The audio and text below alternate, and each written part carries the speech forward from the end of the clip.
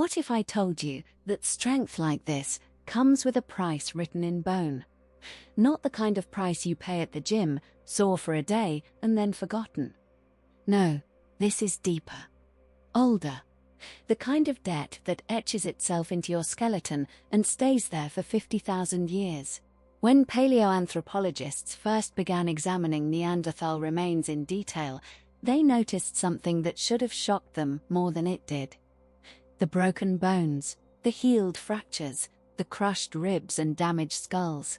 At first, they assumed these were signs of clumsiness or perhaps violence between rival groups. But then, someone looked closer, and they realized the pattern of injuries looked almost identical to something disturbingly familiar.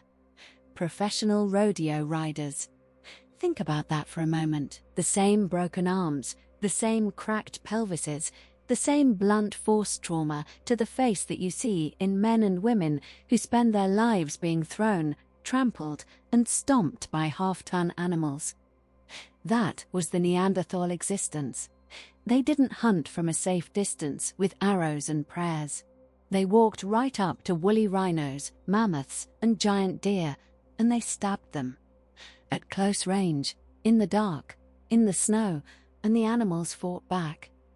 Every meal was a battle. Every hunt could be your last. But here is where the story takes a stranger, almost tender turn. Because those broken bones, they healed. And that should have been impossible. A shattered femur in the Ice Age, without hospitals, without casts, without antibiotics, means death. You cannot run, you cannot hunt, you cannot even crawl to safety before the predators find you. And yet, Neanderthal after Neanderthal shows bone growth, calluses forming around old breaks, joints that rebuilt themselves over months of careful recovery. Which means only one thing. They did not leave their wounded behind. Someone carried them. Someone fed them, brought them water, protected them from the cold while they lay there unable to move. Think about the weight of that. These were people strong enough to crush bone with their bare hands, and they chose gentleness. Not always, perhaps not perfectly, but often enough that the fossils tell us the truth. They cared.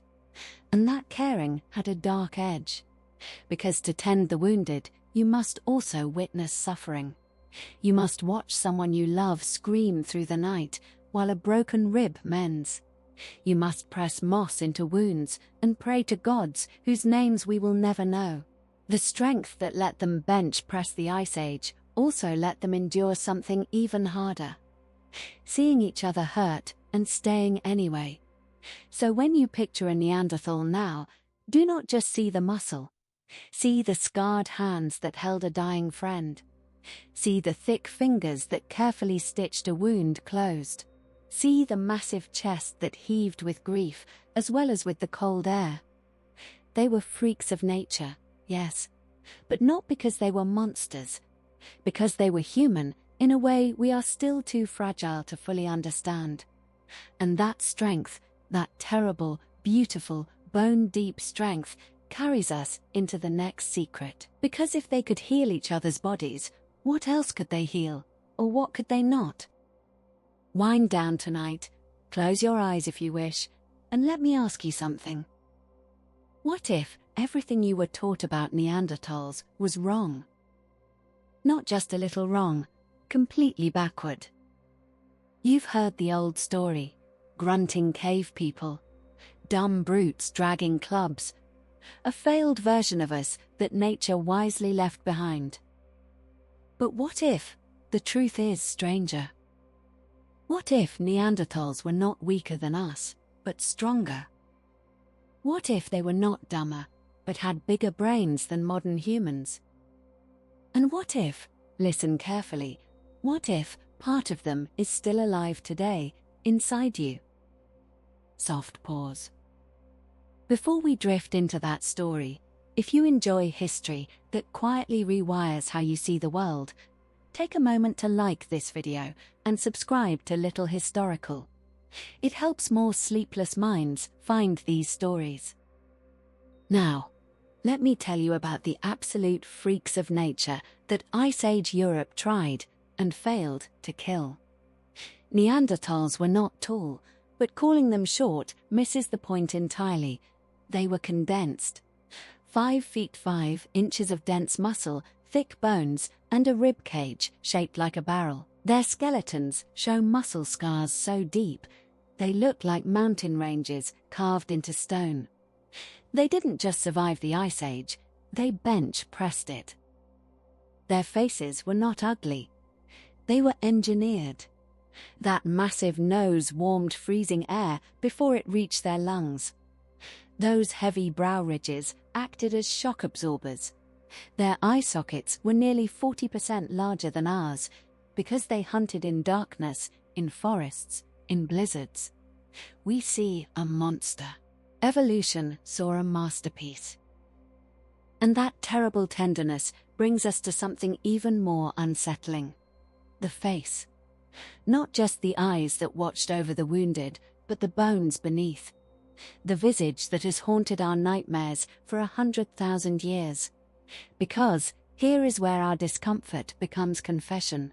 When we look at a Neanderthal skull, we call it ugly, primitive, a failure of evolution that we were lucky to escape.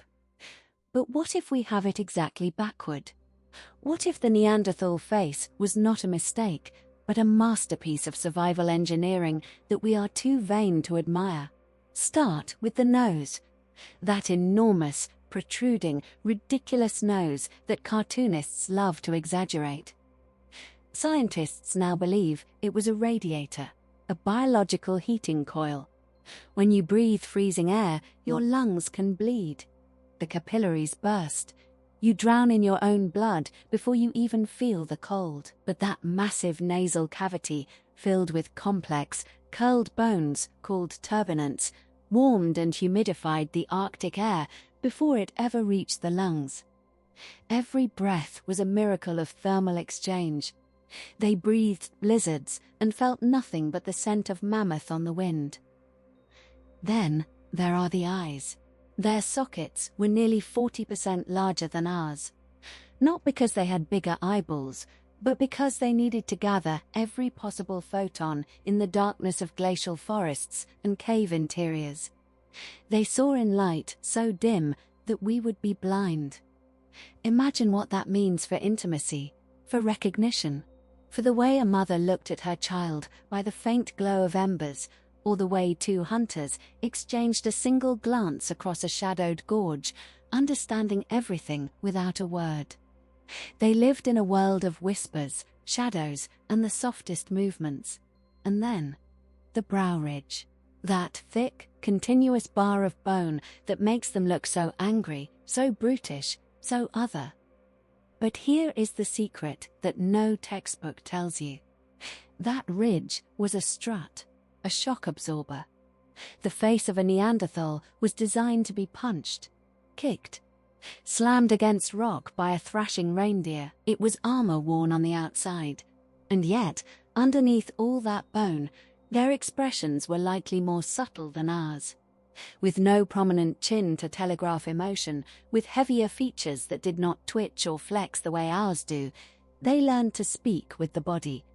A tilt of the head, a shift of the shoulder, the slow blink of those enormous, dark, adapted eyes. They were not less expressive, they were more. They had to be. Because when you live in a world where a single broken bone can mean death, you learn to read the room before you enter it. You learn to see the fatigue in a friend's posture, the hunger in a lover's stillness. And that brings us to the most uncomfortable question of all. When we look at that face and feel revulsion, are we seeing ugliness? Or are we seeing a mirror of something we lost?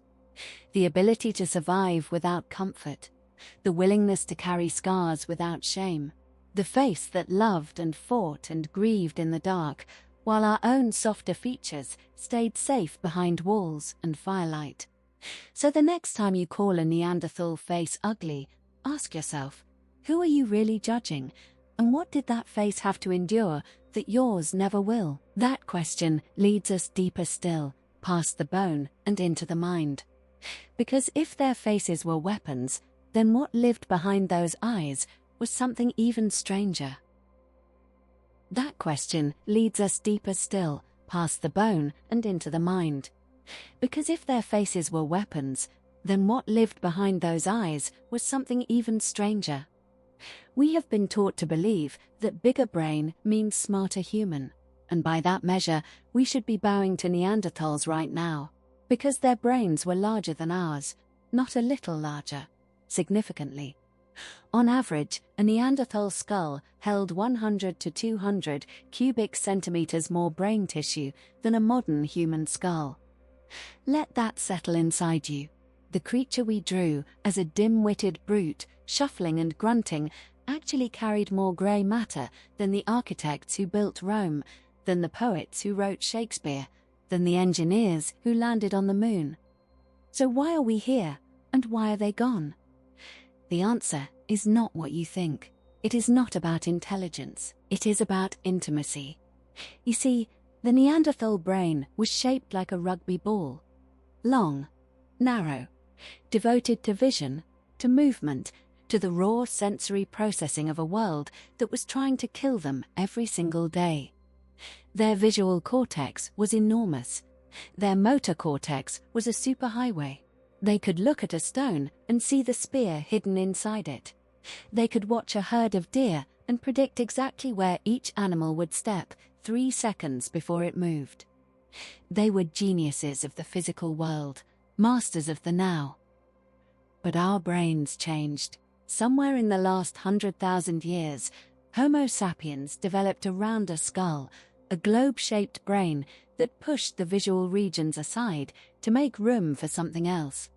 The prefrontal cortex, the seat of abstract thought, of long-term planning, of imagination and storytelling, and the strange ability to believe in things that do not exist.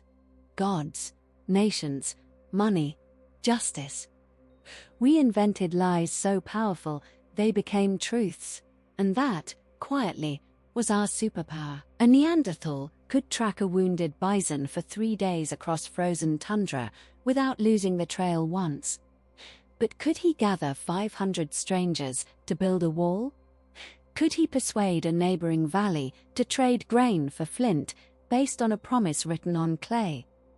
Probably not. Their social world was small, intimate.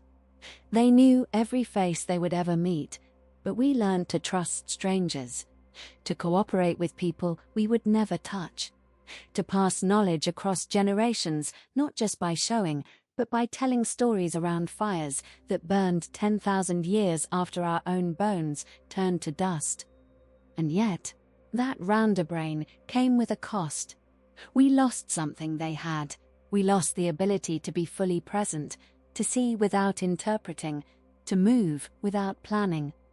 A Neanderthal standing in a snowstorm was not thinking about next week. He was feeling the wind on his cheek, tasting the air for smoke, listening to the soft crunch of a rabbit under snow. He was awake in a way we have forgotten how to be. So who was really smarter?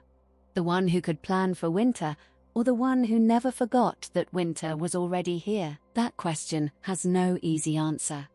But the silence around it holds a whisper.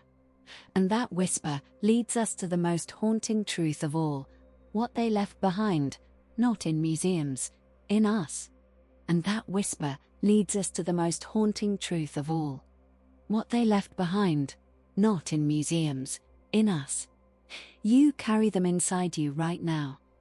Not as metaphor, not as poetry, but as flesh and blood and the silent machinery of your own body.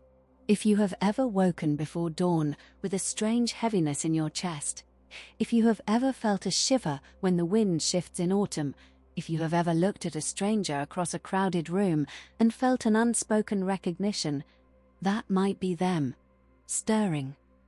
Scientists have mapped the Neanderthal genome, and what they found was not a distant fossil. It was a ghost living in our cells. Between 1% and 4% of the DNA in every person of non-African descent comes directly from Neanderthal ancestors. Not from a common ancestor. from them, from the actual men and women who pressed their hands against cave walls and whispered to each other in the dark. That means someone in your distant past, someone whose blood still pulses in your veins, looked across a fire and saw a Neanderthal face, and did not run, did not fight, did not kill. They touched, they stayed, they created children who carried two worlds in their bones. Think about the intimacy of that, not the tidy, sanitized version of history where tribes met and traded and went their separate ways, but the raw, quiet, trembling moments when a Homo sapiens and a Neanderthal chose each other, despite the different smell, the different voice, the different shape of the brow. They chose each other, and because they did, you are here. Reading these words, breathing this air, feeling this strange pull toward a story you did not know you needed to hear. But here is where the story turns uncomfortable again. Because that inheritance is not all gift. Some of what they gave us haunts us still. Neanderthal DNA has been linked to depression, to nicotine addiction, to blood clotting disorders that can kill us in ways that would have saved them on the Ice Age battlefield. Their gifts were tailored for a world of trauma and cold and constant bleeding. And now those same genes wake up in our soft, safe lives and misfire. They make us anxious when there is no predator. They make us hoard fat when food is everywhere. They make us wake at 3 in the morning, alert for a danger that never comes. You are not broken. You are not weak. You are just carrying a memory written in chemistry. A memory of a time when being on edge meant staying alive. So the next time you feel that inexplicable sadness, that irritation at the cold, that strange comfort in the dark, do not fight it. Listen instead. Somewhere under your thoughts, under your modern worries, a very old voice is whispering. And it is saying, not that you are alone, but that you never were. That is the final secret of the Neanderthal. They did not vanish. They climbed inside us. And now, in the quiet of this night, with the fire crackling and your eyelids growing heavy, you might just feel them there, watching, waiting, remembering a world that no longer exists, and wondering, as you drift toward sleep, whether you will dream of the ice,